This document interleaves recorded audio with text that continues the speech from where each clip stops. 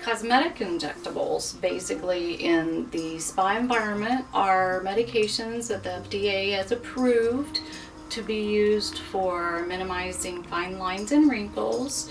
And we usually determine wrinkles on what's called a Glasgow scale of 1 to 4.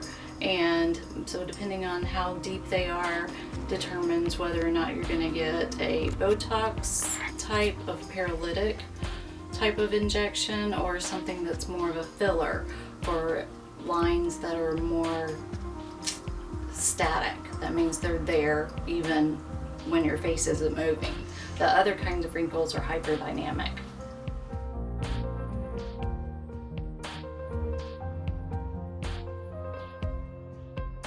We all have different genetic backgrounds in our skin and aging process, depending on your levels of stress, your exposure to the sun, anything that's caused environmental damage, just in general, genetics is the first thing that we look at. So some people start as young as 18 years old beginning to show signs of crow's feet. Some people by the age of early 30s have permanent horizontal lines as their exposure to the environment or to stressors, maybe hormone changes, life crises that they've gone through.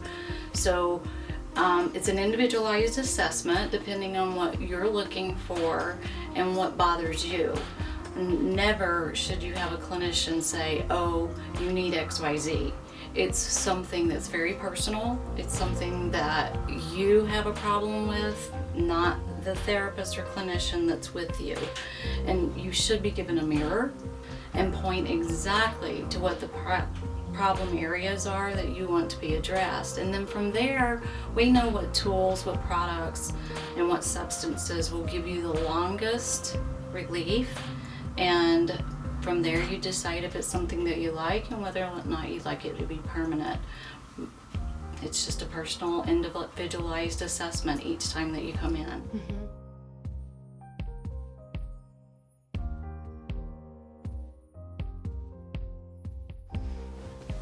The FDA-approved paralytic type injectables for cosmetic purposes are used everywhere from the glabellar region, which we know is the furrow in our brow.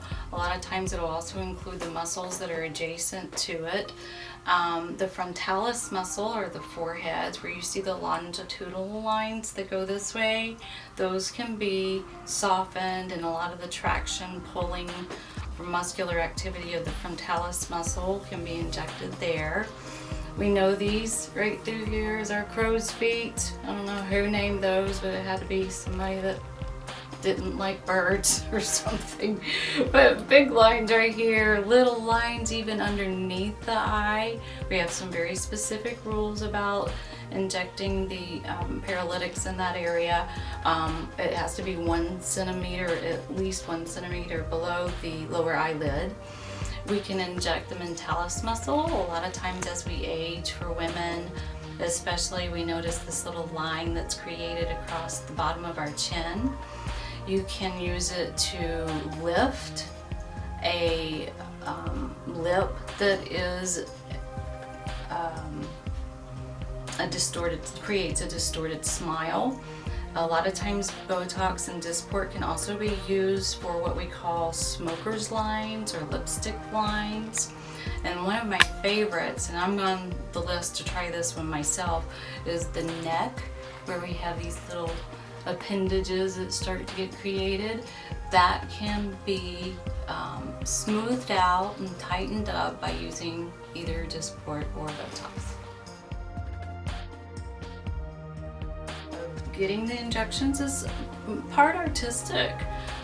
One of the places that we can give Dysport or Botox injections is to give an ever so slightly but not really noticeable lift to the brow. It's called the spa brow, and you really want somebody who knows the musculature and knows their way comfortably with mathematics and knowing how to measure and making sure that you get optimal results.